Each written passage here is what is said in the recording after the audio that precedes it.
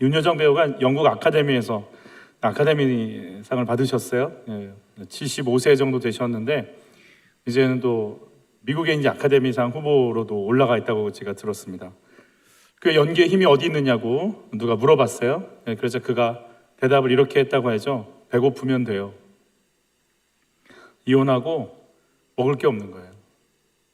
자식을 살려내려면 연기하는 거죠. 수많은 굉장히 많은 이 대사들을 그 나이에 다 외우는 그 암기력, 그 노력, 그리고 어떻게 그 역할들을 다 해낼 수 있는지 궁금했는데 알고 보니까 배고프면 돼요. 무슨 일이든 시키든지 할 수 있어요. 애들을 먹여야 되니까, 애들을 살려야 되니까 그렇죠. 그의 열정, 가족을 살리겠다, 아이들을 살리겠다라는 것이 그 연기의 힘이라고 그래요.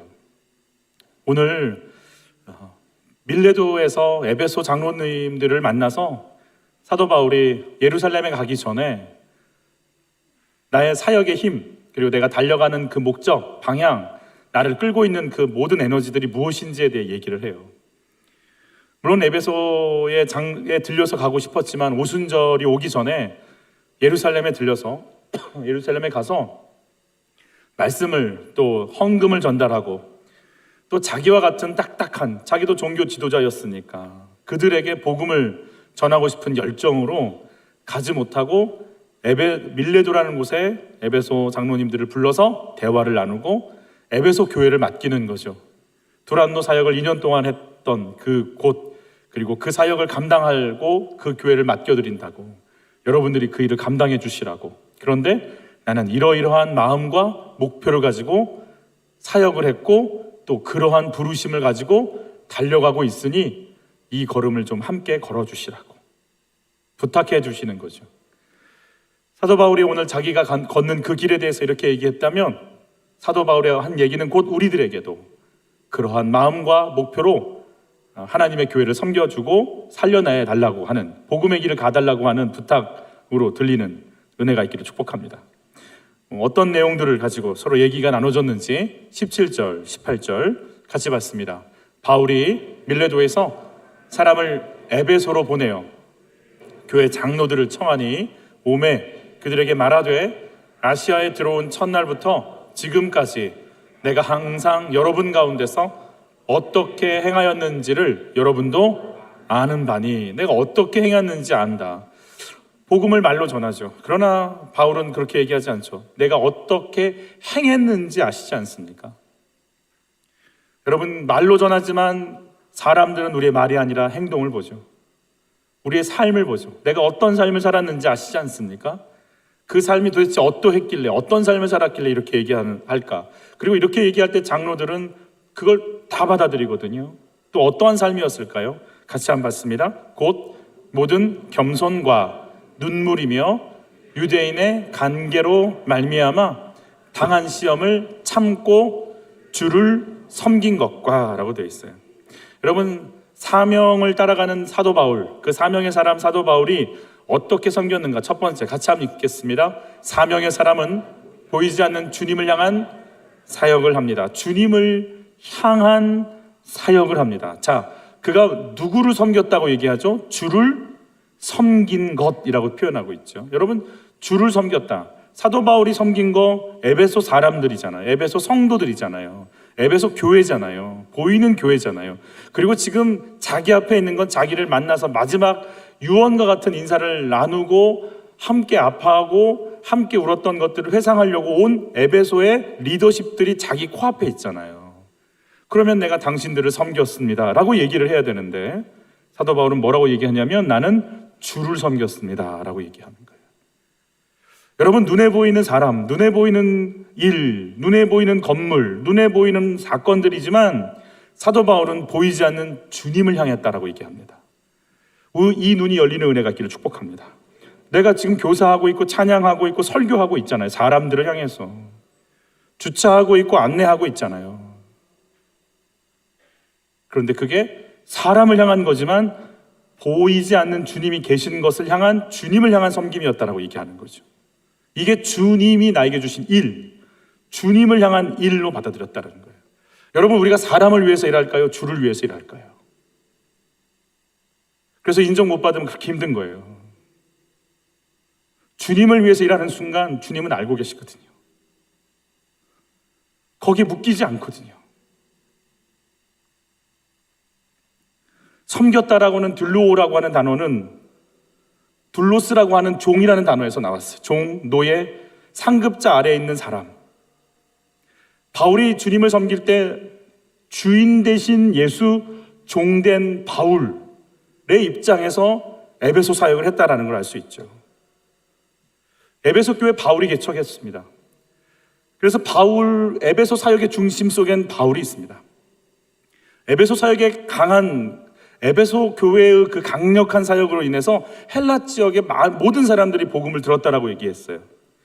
얼마나 강력했는지 저번 주에 지갑을 여는 것, 물질 쓰는 것에 영향을 끼쳤다고 그랬어요. 여러분, 돈 있는 곳에 마음도 있어요.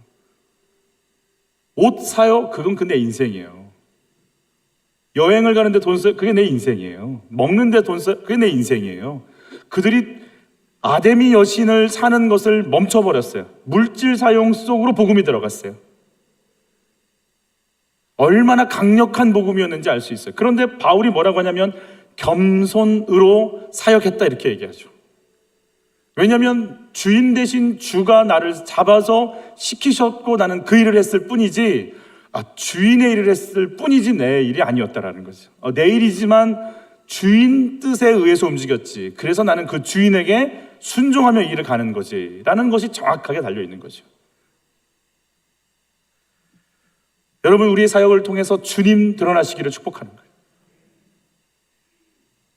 우물 안에 있는 개구리가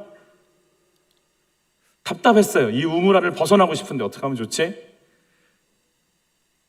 그리고 옆에 있는 학에게 물었어요. 너는 날 수 있어 참 좋겠다. 참 좋지. 너는 그 안에 있으니까 답답하니? 너무 답답해. 나 하늘 좀 날고 싶은데 나도 좀 그럴 날이 있었으면 좋겠어. 정말 그런 시간이 올 수 있을까?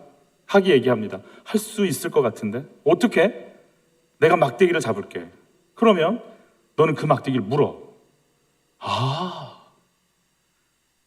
대신 조건이 있어. 뭔데? 꽉 물어야 돼. 할 수 있어. 할 수 있어. 그 다음 날부터 입을 연습하는 거야. 며칠간 나는 물고 갈 거야. 준비됐어? 준비됐어. 물어. 놓치면 큰일 나. 안 놓칠 거야.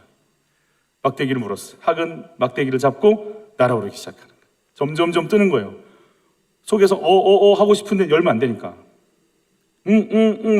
견디고 우물한 개구리들이 쳐다보기 시작했어. 개굴 누구 개굴? 왜 날고 있지 개굴? 개구리들이 외치기 시작해. 누구야? 개구리가 막 입이 근질거리기 시작해요. 막 한 30-40m로 올라갔을 때였어. 도대체 누구야? 개구리가 왜 하늘을 날지 개굴? 이러고 막 묻는 거예요. 날고 있는 개구리가 유혹을 참지 못했어요. 입을 열었어요. 나야. 지금까지 일어나지 못하고 있다고 그래. 여러분, 나야.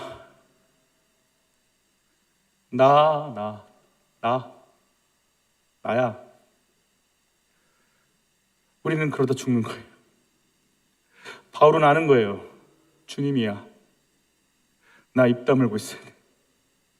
주님이 드러나시는 거예요. 바울은 겸손과 눈물로 섬겼다고 그랬어요. 눈물이 어떤 의미인지 같이 한번 읽어보죠. 그러므로 여러분이 일깨어 내가 3년이나 밤낮 쉬지 않고 눈물로 각 사람을 훈계하던 것을 기억하라. 왜 눈물로 훈계했을까요? 말을 안 들어서 답답해서? 그럴 수도 있죠. 고린도후서에선 그 눈물이 어떤 의미를 담고 있는지에 대해서 이렇게 얘기합니다. 같이 읽죠. 내가 마음에 큰 눌림과 걱정이 있어 많은 눈물로 너희에게 썼노니 이는 너희로 근심하게 하려 한 것이 아니요 오직 내가 너희를 향하여 넘치는 사랑이 있음을 너희로 알게 하려 함이라. 넘치는 사랑이 있어서 울었다라는 거죠. 바울의 눈물의 의미 속엔 성도 한 사람 한 사람들을 향한 사랑이 있었다라는 거죠. 여러분, 우리 삶 속에, 우리 사역 속에, 우리 교회 모임 속에 눈물이 사라지지 않기를 바라는 거예요. 사랑하기에. 그러면 사랑하지 않으면 눈물이 메마르겠죠. 차가워지겠죠. 그러거나 어쩌거나 상대방의 아픔이 다가오지 않겠죠. 여러분, 나 정말 예수님 다시 오실 때까지 나는 울기를 바라고 사랑하기를 바라고 내 영혼이 뜨거워지기를 예수 이름으로 축복하는 거예요. 절대로 식어지지 않기를. 절대로 식어지지 않기를. 바울은 그 눈물을 흘렸다라고 얘기하고 있어요. 여러분, 울어야 돼요. 우리 울어야 돼요. 아이를 놓고 울어야 돼요. 나라를 위해서 울어야 돼요. 울지 않으면 안 되는 거예요. 이제 그것 외에는 다른 길 없어요. 비판해요, 평가해요, 판단해요. 아니요, 변화되지 않아요. 여러분, 아이를 놓고 울어야 돼요. 그래야 바뀌어요. 남편, 이제 그만, 이제 울어야 돼요, 남편 위해서. 그거 외에 길 없어요. 그거 외에 길 없어요. 내가 주님을 향해서 이렇게 주님이 주인 되신 거 인정하고 사랑으로 섬기고 울고, 그러니까 주님이 원하실 때까지 그 자리를 지키면서 견고하며 흔들리지 않고 오래 참음으로 그 자리를 견디고 있는 사도 바울의 사역의 모습을 보여주고 있어요. 자, 그러면서 뭐라고 또 자기의 삶의 사역을 이야기하는지 들어볼까요? 유익한 것은 무엇이든지 공중 앞에서나 각 집에서나 거리낌이 없이 여러분에게 전하여 가르치고 유대인과 헬라인들에게 하나님께 대한 무엇과 회개와 우리 주 예수 그리스도에 대한 믿음을 증언한 것이다. 우리 두 번째, 사명의 사람은 회개와 믿음을 증언합니다 라고 되어 있어요. 회개와 믿음, 하나님을 향해서 돌이키는 믿음, 회개, 예수 그리스도를 받아들이는 믿음이다 라고 얘기하는 거죠. 원데이 다니엘 기도회 때 윤치원 목사님께서, 예전에도 한번 여러분과 나눴지만 윤치원 목사님이 그 얘기를 하시는 거잖아요. 청소년 사역을 하다가 억울하게 누명을 써서 구치소에, 그 다음은 교도소에 수감이 되어서 1년을 살고 나오시는 일이 있었어요. 근데 그 안에 있었던 일들을 이렇게 얘기하죠. 감방 안에서 복음을 전할 수 있는 환경으로 주님이 열어주시는데 그들에게 물어본다는 거예요. 당신이 죄인이냐? 그러면 그들이 100%다, 나 죄인 맞다, 이렇게 얘기한다는 거예요.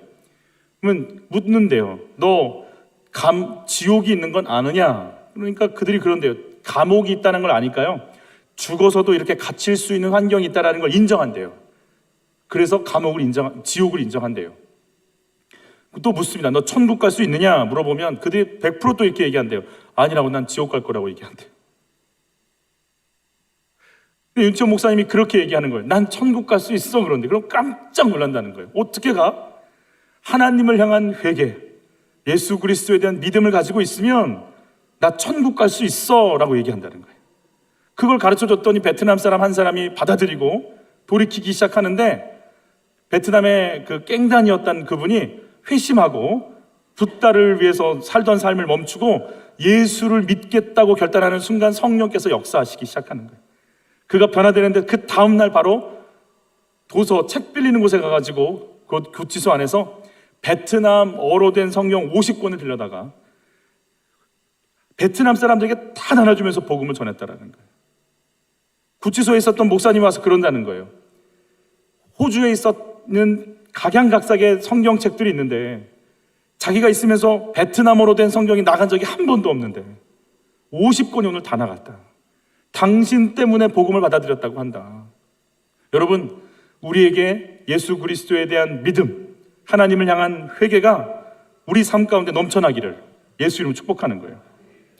이틀 전에 가온마을 이렇게 사거리 이쪽 사거리에서 지나가고 있는데 여성 두 분이 예수 그리스도를 믿고 구원받으시라고 작은 플랭 카드를 들고 서 계신 걸 봤어요. 교차로에 쳐다보면서 대단하다는 생각도 들고, 코로나로 인해서 전도는 생각도 못했다고 생각했는데 부럽기도 하고 대견하기도 하고 귀하기도 하고, 그럼 또 하나 드는 생각 중에 하나는 예수 믿고 구원받으세요라는 저 말을 믿지 않는 자는 어떻게 받아들일까? 믿지 않는 분들은 어떻게 받아들일까? 이제 그런 고민이, 또 그런 생각들이 들어서 어떻게 받아들이고 있을까? 내가 구원이 필요하다는 생각을 할까?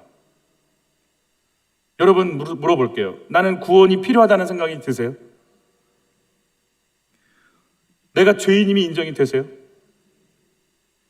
내가 구원받지 않으면 안 되는 인생임이 인정이 되고, 여러분, 내 힘, 내 능력으로 살 수 없다는 것을 고백하실 수 있겠어요? 나는 진짜 내 힘으로 못 살겠어요 라고 그걸 인정이 되세요? 그러면 예수가 필요하겠죠. 한번 물어보죠. 여러분, 말씀이 들리세요? 다시 한번, 여러분 말씀이 들리세요? 귀로 듣는 거 말고 말씀이 내 내면에 와서 울리세요? 말씀 단어 하나하나가 나에게 다가와서 나를 막 흔들어요. 그리고 그 말씀이 나를 지배하고 나를 끌고 가요. 말씀이 들리세요? 왜 말씀이 안 들릴까요? 말씀이 필요 없으니까 안 들리는 거예요. 여기에서 지금 고3 수험생 학부모들이 가득 차 있다면 나와가지고 메가스터디 원장이 이번 연도 입시 경향에서 얘기를 딱 하는 순간요, 눈빛들이 막 장난 아닐 거예요. 근데 내가 입시와 관계없는 사람이라면 무슨 말을 하는지 아무리 좋은 말을 해도 그렇게 쏙쏙 들리진 않을 거예요. 여러분, 말씀이 들리지 않는 이유는 한 가지예요. 말씀이 필요 없으니까 그래요. 말씀이 필요 없다는 건 무슨 말이냐? 살만하다는 거예요. 살만하십니까? 나는 못 살겠다. 나는 주의 은혜 아니면 못 살겠다. 나는 하나님의 도우심 아니면 내가 견딜 수가 없다. 라고 한다면 말씀이 들리기 시작할 거예요. 내가 예수님의 십자가의 은혜로 살고 있음을 인정하세요? 예수님의 십자가, 구원받은 인생, 죄인이 예수님 믿어야 된다라고 하는 말은 새가족들에게 해당되는 말이라고 생각하세요? 예수를 믿고 있지만 여러분, 내 생각 속에, 내 마음 속에 얼마나 갈등이 많고, 얼마나 미움이 많고, 얼마나 분열이 많고, 얼마나 저주스럽고, 시기와 질투로 가득 차 있고, 분쟁으로 가득 차 있고, 염려로 가득 차 있고, 낙심으로 가득 차 있는지 아세요? 예수를 믿어도, 30년, 40년을 믿어도 사랑이요, 찬양이요, 눈물이 아니라 원망이요, 불평과 정죄가 나온다면 그게 예수가 왜 안 필요하겠어요? 이런데도 예수가 안 필요해요. 여러분, 우리는 이제 예수가 필요한 인생에 대해서 눈을 뜨는 거지 이제 멈추는 게 아니잖아요. 더 예수가 필요한 인생임을 온 몸과 마음과 영혼으로 받아들이시기를 축복하는 거예요. 그러면 내가 예수 없이 살 수 없습니다를 고백하며 갈 수 있는 능력이 여러분들에게 넘치시기를 예수 이름으로 축복합니다. 바울은 그러는 거예요. 하나님을 향한 회개, 날마다의 돌이킴, 예수 그리스도에 대한 믿음, 이것이 너희를 붙잡고 가야 나는 이걸 증언하기 위한 사명자라고 말씀해주고 계시는 거죠. 여러분에게 매 순간마다 예수가 필요한 능력자들로 다시금 눈 뜨시고 생활하시고 숨 쉬시기를 예수 이름으로 축복합니다. 세 번째, 같이 읽어볼까요? 사명의 사람은 성령께 매이기를 원합니다. 22절 같이 봤죠? 보라, 이제 나는 성령에 매여 예루살렘으로 가는데 거기서 무슨 일을 당하는지 알지 못하노라 그랬어요. 여러분, 예수를 믿으면 그 말씀이 너희를 진리를 알지니 진리가 너희를 자유케 한다고 그랬는데, 내가 자유한 인생이 돼야 되는데 왜 성령께 매인다고 그러지? 나는 자유해. 나는 자유해. 주의 영이 계신 곳에 자유함이 넘친다. 이렇게 해야 되는데 왜 성령, 자유함을 주신 성령은 나를 매고 묶지? 세상에서는 하고 싶은 거 하고, 먹고 싶은 거 먹고, 가고 싶은 것 가는 게 자유라고 이야기합니다. 그러나 그거는 세상에서 내가 그 세상의 일에 매여 있는 것을 얘기하는 것인지를 잘 모릅니다. 여러분, 제 아이들을 보면서 그래도 목사의 아이들로 자라나서 괜찮은 줄 알았어요. 스마트폰 게임 앞에서는 별거 없더라고요. 못하게 하면 헐크가 되는 거 있죠. 어디서부터 그 힘이 나오는지. 맞아요. 여러분, 우리 아이들은요, 스마트폰 또 게임을 놓을 수가 없어요. 잡고 사는 거죠. 잠을 자도, 학교를 가도, 친구들 만나서 놀 때도 친구들하고 왜 만나는지 모르겠어요. 그러나 만나요. 묶여 있는 거 몰라요. 여러분, 우리를 묶고 있는 게 뭘까요? 뭐가 날 묶고 있는 걸까요? 주식이 묶고 있나요? 눈 뜨자마자 검색합니다. 점심 먹고 검색합니다. 저녁 시간에 장 마감하기 전에 검색합니다. 묶여 있습니다. 내가 뭐에 묶여 있을까요? 그게 나를 끌고 가기 시작하는 거죠. 여러분, 성령께 묶이시기를 축복합니다. 내 욕망에서 자유해질 수 있고, 여러분, 우리가 누리는 자유는 따라서 하시죠. 내 마음대로 하지 않을 수 있는 자유를 얻기 원합니다. 내 마음대로 하지 않을 수 있는 능력이 나타나기를 바라는 거예요.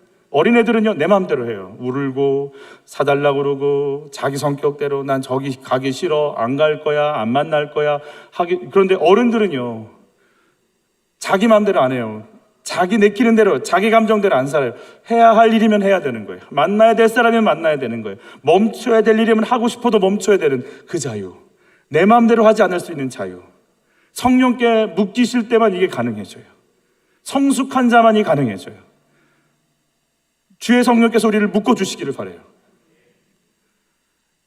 윤치영 목사님이 교도소에서 영적 전쟁이라고 하는 책을 읽고 나서 악한 영과의 전쟁을 시작합니다. 머릿속에 뭐가 훅 들어오는데요, 일부러 이 상황을 경험하게 하셔서 교도소에 있는 사람들을 깨우려고 아마 그 일을 진행시키신 것 같아요. 두려움이 임하기 시작하는데요, 그가 걸렸던, 그러니까 집 나가서 핸드폰으로 또 방탕하게 사는 이 아이를 좀, 한인 아이를 좀 잡아달라고 부탁하니까 데리고 가서 설득하고, 핸드폰 쓰는 거 아니야, 일단은 수거해서 집에 갖다 주고, 우르르 몰려가서 따둑거려서 집에 데려왔더니 이 죄목이 뭐가 됐냐면 납치, 무장강도, 집단폭행이 됐어요.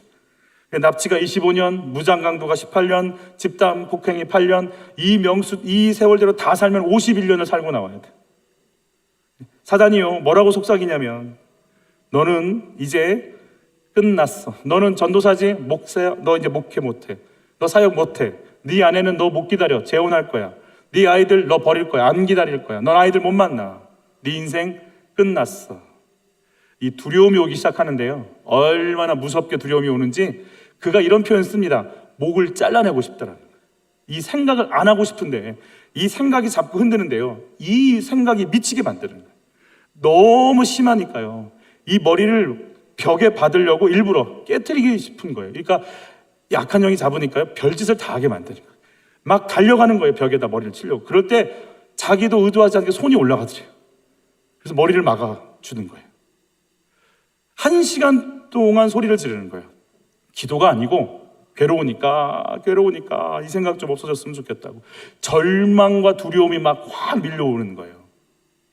1시간 동안을 외치는데 하나님이 도와주시더래요. 정말 은혜가, 내가 못하겠다, 그 순간에 하나님이 나타나셔서 하나님을 부를 힘을 주시더래요.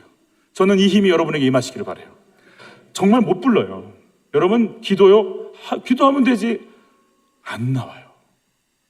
하나님이 입을 열어주셔야 돼요. 여러분, 그 은혜가 임하시길 바라요. 주님이 나타나시는데 정말 나타나셔서 자기 머리에 손대시더래요. 그리고 자기 머릿속에 있던 그 두려움을 쑥 뽑아가시더래요. 그 다음부터 평안함이 오기 시작하는 거예요. 다음 날이 됐어요. 알고 있던 죄수들이 와서 왜 그렇게 어제 그렇게 소리를 질렀냐고. 나 이 두려움이 막 몰려와서 견딜 수가 없었다고. 그래서 소리를 질렀다고. 그래서 그 얘기를 하는 순간 주변에 있는 다른 감방에 있던 사람들이 다 같이 하는 말, 나도 그런 적 있다고, 나도 그런 적 있다고. 나는 그 고민 속에 들어가다가 나 기절까지 해봤다고. 그 너무 정신적인 스트레스가 커서 내 인생은 끝나버릴 거야 라고 하는 그 두려움이 임하니까 그 영들이 있는 것 같아요. 그 좌절, 내 인생은 끝났다라고 하는 절망의 영이 그 지역을 꽉 또 끌고 가는 것 같아요. 근데 그때 얘기했대요. 아니, 나는 주님이 와서 물리쳐 주셨어. 우리 한 2주 전에 같이 했었던 말 있죠. 우리 같이 따라서 해볼까요? 그놈이 멀리 안 갔어. 난리가 난 거예요. 그놈이 멀리 안 갔어? 11시부터 이제 기도회를 갖는 거예요. 그 모든 감방이 프레이어 타임 하면서 소리를 지르는데요, 11시부터 기도해야 그 영이 떠나간다고 하니까 정말 기도하기 시작하더라는 거예요.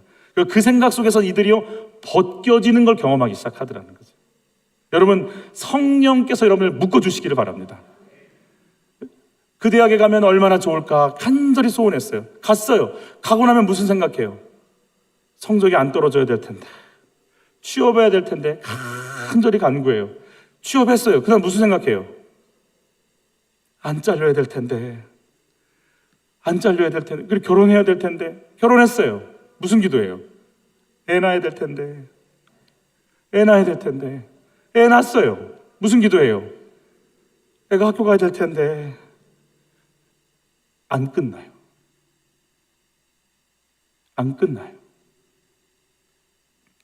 그가 이렇게 얘기합니다. 윤지영 목사님이 본 환상 중에 하나가 교도소 천장에 수많은 악한 영들이 꽉 포진되어 있는 걸, 그러죠. 거기에 수만 가지 악행을 하고 왔는데 그런 영들이 얼마나 그 속에 모여 있겠어요. 그들의 영적 상태에 따라서. 그래서 막 기도했대요. 예수 이름으로 물러갈지어다, 물러갈지어다 하는데 물러가더래요. 물러는 가는데 조금 있으니까 다시 오더래요. 왜요? 따라서 하시죠. 사람이 바뀌지 않으면 악한 영과의 전쟁은 아무 의미가 없습니다. 여러분, 그걸 원해요. 사람은요, 그 상태를 원해요. 그래서 다시 환영해요. 그래서 다시 들어가는 거예요. 여러분, 소재되어서 깨끗해져서 나가는 걸 보는데 아무것도 채워져 있지 않으니까 어떻게 됐다고 그랬어요? 훨씬 악한 것들이 들어왔다고 그랬잖아요. 여러분, 물리치는 거 중요하지만 더 중요한 건요, 정확하게 채워서 내 가치관을 새롭게 바꾸지 않으면 다시 들어와요. 교도소 안에 상황이 어떤 상황이냐면, 구치소는 소망이 있대요. 형량을 좀 감해질까, 풀려날까. 그런데 교도소로 이감이 된다는 것은 형을 언도받았기 때문에 가는 거기 때문에 거기서는 소망이 없대요. 오직 한 가지, 여기에서 잘 먹고 잘 살다가 빨리 나오는 거. 그리고 약육강식의 세계 그 자체래요. 이게 호주에서 있었던 일이니까 잘 살잖아요, 호주. 그러니까 참 너그러울 수도 있을 것 같은데도 불구하고 성냥개비 하나도 주지 않는답니다. 굉장히 이기적이 된답니다. 그 속에 들어가는 순간. 어떤 것 하나도 빌려주지 않는, 정말 메마르고 강팍하고, 그분의 표현으로 가면 약육강식의 세계가 펼쳐진다는 거예요. 조금만 약점이 보이면 그대로 물어뜯는다는 거예요. 아주 살벌한 곳이 되어 있다는 거죠. 그 속에서 이분이 뭐라고 얘기하냐면, 이들에게 음식을 나눠주기 시작하는 거예요. 먹어? 같이 먹을까? 이 사탕 먹어? 나눠주기 시작하는데요, 놀랬다라는 건 놀래. 사람들이 그 속에 절대로 휴지 한 장도 주지 않는데 주는 걸 보면서 마음을 열기 시작하는 거예요. 여러분, 악한 영을 쫓는데요, 예수 이름으로 변호인이 떠나가 하는데 떠나가는 게 아니라 사랑하고 나눠주기 시작하니까 악한 영들이 떠나기 시작하더라고요. 말레이시아에서 온 할아버지는 접신하는 분인가 봐요. 막 기도를 한대요. 신을 부른대요, 신을. 그 윤치호 목사님이 가서 예수 이름으로 변호인이 떠나가 하고 명령했대요. 떠난대요. 근데 조금 더 다시 들어오는 거죠. 여러분, 그는 귀신을 부르고 싶은 마음이 있으니까 그대로 다시 들어오는 거예요. 그래서 하도 안 되니까 그 할아버지를 끌어안고 울면서 그랬대요. 할아버지 사랑해, 힘내, 당신 회복돼야 돼. 껴안고 울기 시작했대요. 여러분, 그제서야 떠나고 다시 그분이 회복되는데 안 들어오더라는 거예요. 여러분, 그거 아세요? 악한 영들이 뭘 잘 먹는 줄 아세요? 미움 잘 먹어요. 혈기 잘 먹어요. 그거 먹고 무럭무럭 자라는 거예요. 기도 시커나고 집에 가서 이놈의 집구석 정말 그냥. 기도는 기도대로 하고 밥은 밥대로 주는 거예요. 미움 먹고 자랍니다. 원망 먹고 자랍니다. 혈기 먹고 자랍니다. 음란 먹고 자랍니다. 그래서 악한 영을 쫓을 때 절대로 쫓는 걸로 다 되지 않습니다. 그 속에 사랑이 나올 수 있도록 그의 삶을 바꿔놓지 않으면, 가치관의 변화가 오지 않으면 갈 수 없는 거예요. 우리 이 말씀 같이 읽어볼까요? 오직 성령이 너희에게 임하시면 너희가 뭘 받고? 권능을 받고 예루살렘과 온 유대와 사마리아와 땅끝까지 이르러 내 증인이 되리라 하시니라. 너희가 권능, 성령이 임하세요. 성령은 하나님의 영이에요. 하나님은 사랑이시라. 성령이 임하시면 사랑의 영광과 능력이 임하는 거예요. 하나님의 사랑이 임하는데 그게 권능으로 나타난다는 거예요. 예수 이름을 축복해요. 주의 일을 할 때 정말 성령께서 임하셔서 하나님의 사랑을 알게 하시기를 축복하고, 한 영혼 한 영혼들을 놓고 눈물과 또 간구함으로 기도할 수 있는 사랑이 우리들에게 임하기를 예수 이름으로 축복하는 거예요.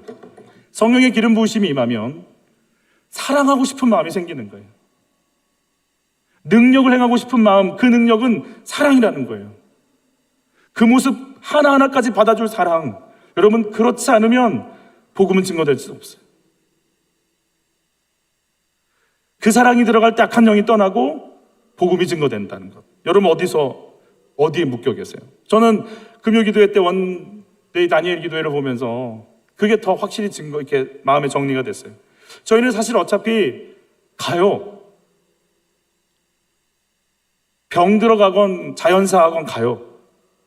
나사로도 부활했지만 다시 죽었어요. 38년 된 병자 고침받았지만 다시 죽었어요. 나병 환자 고침받았지만 다시 죽었어요. 우린 가요. 우주, 지구, 화려한 성전, 심판 때 불타 없어져요. 어차피 없어져요. 그럼 우린 뭐 하지? 예수 믿는 사람 여기 왜 있지? 뭐 하려고 여기 있는 거지? 여러분, 예수님이 사랑하셔서 우리를 살리셨어요. 아멘. 내가 그 사랑을 받았어요. 아멘. 그 사랑을 받아서 우리 뭐 하냐면 이 땅에서 그 사랑 증거하고 나눠주려고 이 땅에 있어요. 다른 건 다 소멸돼도 사랑만은 남는다고 그랬어요. 저는 꼭 그럴 것 같아요. 이 땅에 다 털털 털고 심판할 때 뭐만 남아있을 거라고요? 사랑만 남아있을 거예요. 아멘. 내 인생에서 뭐만 남아있을 것 같아요? 사랑만 남아있을 거라고요. 그거 채워 놓으라고 살아있는 것 같아요. 그거 증거하고 그거 열매 맺으라고 나 지금 여기 살아있는 것 같아요. 기회 주신 이유가 뭐예요? 사랑하라고, 사랑으로 살려내라고, 사랑함으로 악한 영을 쫓고 하나님의 통치가 이루어지는 것, 그거 하나 남을 거예요. 한빛교회 남지 않을 거예요. 여러분들이 남긴 사랑만 남을 거예요. 하나님의 증거만 남아있을 거예요. 여러분, 내가 살아있는 이유, 사랑하려고. 자식을 왜 키워요? 사랑하려고. 왜 결혼하셨어요? 사랑하려고. 아멘. 여러분, 이게 왜 돈을 벌어요? 답은 똑같아. 하실 수 있겠죠? Are you ready? 돈을 왜 벌어요? 사랑하려고. 예배 왜 드려요? 봉사 왜 해요? 아멘. 사랑하려고. 그것 외에 남는 거 없으니까. 여러분, 사랑하면 일을 잘할까요? 잘할까요? 잘해요. 사랑하잖아요. 엄마는요, 사랑하면요, 아픈 몸 이끌고요, 새벽부터 일어나서 도시락 싸요.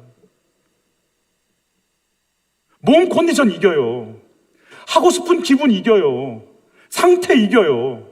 사랑하는 사람을 위해서는요, 최선을 다하고 싶어요. 잘할 수밖에 없어요. 우리는 잘하려고 왔는데, 잘하려고 해서 못하는 사람 정죄하기 바빴는데, 사랑하는 게 먼저예요. 사랑하면 악한 영은 떠나게 돼 있어요. 사랑하면 복음이 증거되게 돼 있어요. 사랑하는 것이 능력과 권능이라고 말씀하고 계세요. 주의 성령께서 우리에게 그 마음 주시기를 축복해요. 나 사랑하려고 태어났다. 나 사랑하려고 밥 먹을 거다. 나 사랑하려고 잠잘 거다. 나 사랑하려고 일어났다.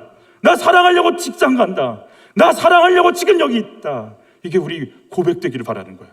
나 사랑하려고 여기 지금 있어요. 할렐루야. 옆에 분들과 같이 인사하실까요? 예수 이름을 사랑합니다. 시작. 예수 이름을, 아멘, 아멘, 아멘, 아멘. 뒤에 분과도 좀 인사하실까요? 예수 이름을 사랑합니다. 여러분, 욕심에 묶여 있잖아요. 저주에 미움에 묶여 있잖아요. 원망에 묶여 있잖아요. 여러분, 원망에 묶여 있을까요? 묶여 있을까요? 묶여 있어요. 어릴 때부터 그때 나를 교육을 안 시켰어, 엄마가. 시집 와가지고 그때 남편 이런 대우를 했어. 그 여자분들은 그런다면서요. 몇 날 며칠 무슨 일까지 정확하게 분위기가 어땠는지, 무슨 소리가 났는지까지, 무슨 단어를 썼는지까지 정확하고 섬세하게. 십자가에서 죽으신 건 모르겠고, 당신이 그때 나한테 이런 말 했었어. 원망이요, 늘. 남자들은요, 가정을 이렇게 살려야 된다는 의무감 때문에 그 두려움이 늘, 무서움이 늘 거기 매여 살아요. 덮어만 놨지 속에는 늘 부글부글 끓고 있어요. 걸려만 봐라, 터져만 봐라, 건드리기만 해봐라 한번. 그래서 그냥 장례식만 나면 옛날에 우리 어른들이 가서 막 울었대잖아요. 한참 울고 나서 하는 말이, 누가 돌아가셨어요? 네 서름 내 서름. 우리는 그러고 살아요. 그냥 우리 안에 뭐가 매여 있어요. 막 서러움이 매여 있어요. 늘 두려움이 매여 있어요. 여러분, 성령이 여러분을 매시기를 바라요. 나는 너 살려내겠다. 내가 너 사랑한다. 내가 널 통해 일하겠다. 내가 널 통해 사랑을 증거하고 싶다. 그냥 거기에 미쳐서 나는 사랑하다 사랑하고, 사랑받다가 사랑 주고, 그리고 사랑하시는 주님 앞에 서리라가 내 영혼의 능력이 되고 노래가 되기를, 이 능력과 권능이 나를 압도하기를. 그래서 바울이 지금 그걸 뭐라고 이렇게 표현합니다. 이렇게 같이 읽죠. 오직 성령이 각성해서 내게 증언하며 결박과 환난이 나를 기다린다 하시나 내가 달려갈 길과 주 예수께 받은 사명 곧 하나님의 은혜의 복음을 증언하는 일을 마치려 하면은 나의 생명조차 조금도 귀한 것으로 여기지 아니하노라 그랬어요. 사명, 시킬 목숨 명이에요. 목숨 걸고 해야 할 일이에요. 여러분에게는 사명이 있으신가요? 목숨 걸고 할 일이 있으신가요? 제발 다이어트라고는 얘기하지 마세요. 그거 하기엔 우리 삶이 너무 아깝잖아요. 목숨 걸고 할 일이 뭐예요? 우리는 목숨 걸 일이 없어요. 그러니까 목숨이 아까워요. 내 목숨 덜덜덜 떠는 거예요. 내 몸, 내 명예. 이게 덜덜덜 떨려서 한 번도 내가 넘어선 적이 없어요. 내가 이미 내 한계를 갖고 살아요. 나를 뛰어넘고 싶은데 뛰어넘을 수가 없어요. 내 목숨보다 귀한 걸 찾은 적이 없으니까. 내 목숨이 전부니까. 바울이 그러는 거예요. 나는 이 복음 때문에 내 생명을 조금도 귀한 것으로 여기지 않겠다고 하는 순간이요, 너를 뛰어넘는 힘은 거기서 나오기 시작하는 거예요. 은혜의 복음이라고 그랬어요. 나를 용서한 그 능력이에요. 여러분, 내 생명이 커요, 용서가 커요? 용서 없으면 우린 영원한 저주인데, 우린 그걸 다 알고 있는 것처럼 얘기하지만 사실은 진짜 용서이신, 제가 예전에 은혜를 받고 나서 미치도록 불렀던 노래, 주의 인자 하심이 생명보다 나음으로 내 입술은 주를 찬양. 주의 인자 하심이 생명보다 나음으로 내 입술은 주 찬양. 여러분, 주의 인자 하심이 나보다 커요. 주의 인자, 주의 용서, 주의 긍휼, 주의 만지심이 크니까 오늘도 내가 사는 거 아니에요? 주님이 더 커요. 내 목숨보다 주의 인자가 더 커요. 내 목숨보다 주의 생명이 더 커요. 주의 용서가 더 커요. 이게 훨씬 큰데 그걸 깨닫고 인정하지 못하니까 내 목숨 하나 덜덜덜 떨어서 아무 것도 못하는 거예요. 우린 다 매여 있어요. 벗어난 적이 없어요. 기도 못해요. 기도하다가 못 자서 죽을까 봐 집에 가서 쿨쿨 자면서, 모자란 잠은 또 주일날 와서 채우시지 않았습니까? 바울이 뭐라고 하는지 같이 한번 읽어보죠. 그들이 그리스도의 일꾼이냐? 정신없는 말을 하거니와 나는 더욱 그러하도다. 내가 수고를 넘치도록 하고 옥에 갇히기도 더 많이 하고 매도 수없이 맞고 여러 번 죽을 뻔하였으니 유대인 40에서 하나 감한매를 5번 맞았으며 3번의 태장으로 맞고 1번 돌로 맞고 3번 파산하고 1주일을 깊은 바다에서 지냈으며 여러 번 여행하면서 강의 위험과 강도의 위험과 동족의 위험과 이방인의 위험과 시내의 위험과 광야의 위험과 바다의 위험과 거짓 형제 중의 위험을 당하고 또 수고하며 애쓰고 여러 번 자지 못하고 줄이며 목마르고 여러 번 굶고 춥고 헐벗은 노라를 왜 해요? 목숨이 귀하면 안 가야죠, 안 해야죠, 피해야죠, 절대 멀리해야죠. 그런데 이걸 향해서 달려가는데도 내 생명이 귀하지 않다, 이게 더 귀하다고 얘기하는 건 뭐예요? 이 복음이 내 생명보다 귀하니까. 여러분, 이게 성령의 도우심으로 깨달아지시기를 축복하는 거예요. 내가 왜 이런 삶을 살 수 있나? 나보다 더 중요한 가치를 만나셔야 돼요. 이게 발견되지 않으면 여러분, 내 삶은 나에게 묶여서 절대로 바뀌지 않습니다. 교회 사역 내 체면 위에 합니다. 내 위치 때문에 합니다. 관계 때문에 합니다. 사역 정해지면 내 위치 건드릴까 봐 용납 못합니다. 생명, 사랑, 용서, 아무리 갖다 붙여도 어딜 내 자리를, 우리 거기서 벗어난 적이 없어요. 저는 아름성전에서는 잘 못 느꼈는데 여기 와서 새벽 예배 때 사도신경을 외울 때마다 가슴속에 쾅쾅 못이 박히듯이 저에게 도전하시는 말씀들이 있어요. 사도신경에 나오는 내용들이에요. 믿음이 없냐? 글쎄요. 어떻게 해석하실지 여러분 들어보세요. 여러분, 창조를 믿으세요? 안 믿으세요? 창조를 믿으세요? 돌과 나무와 흙과 바람과 태양과 달과 공기를 주님이 지으신 거라고 믿으세요? 내 몸과 내 딸과 내 아들과 내 며느리와 내 사위를 주님이 지으신 걸 믿으세요? 진짜로? 여러분, 예수님 동정녀로 오신 거 믿으세요? 예수님 다시 사시는 거 믿으세요? 나의 죄를 용서하신 거 믿으세요?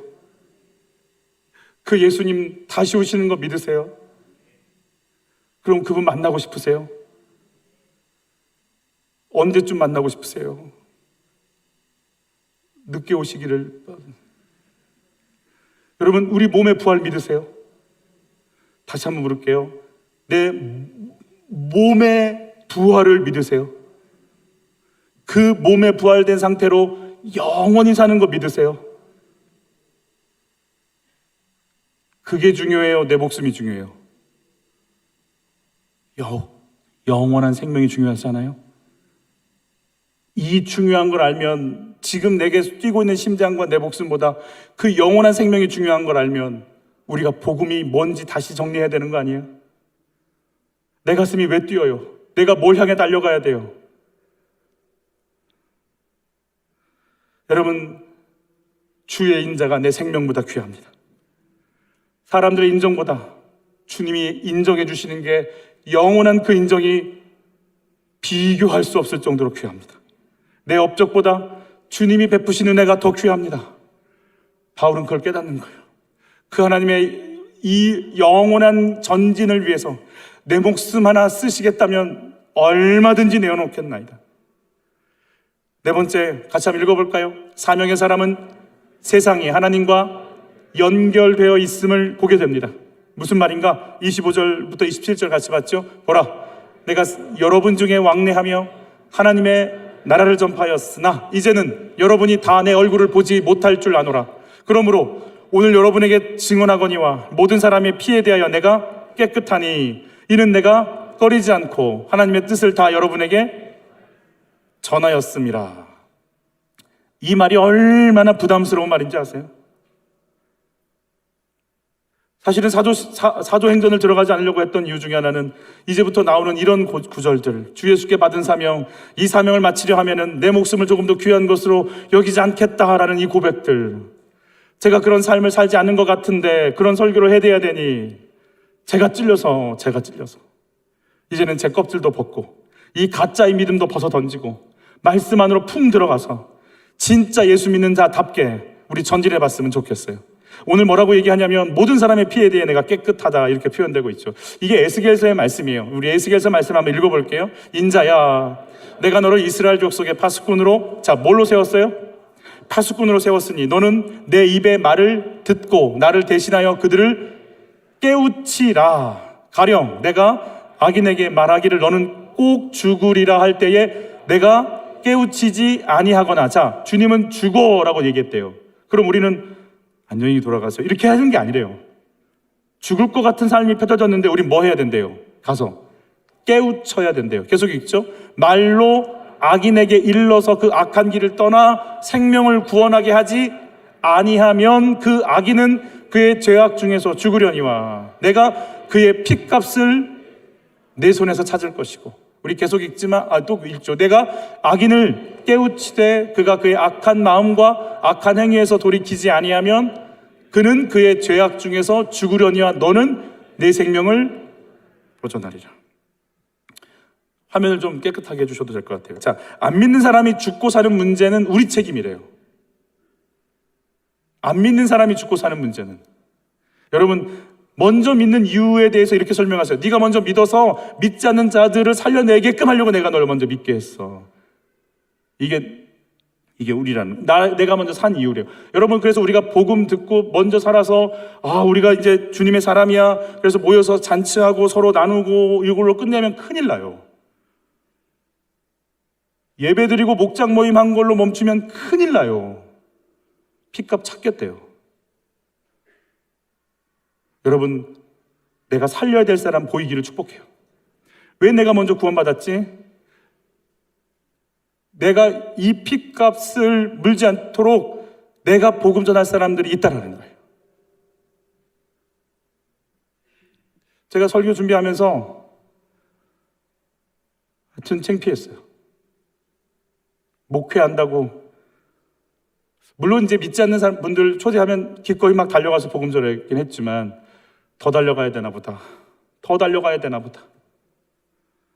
여러분, 생명나무에 붙어있는 영혼들 살려내는 은혜가 있기를 축복해요. 내 남편, 내 딸, 내 아들, 내 며느리 살려내기를 축복하는 거예요.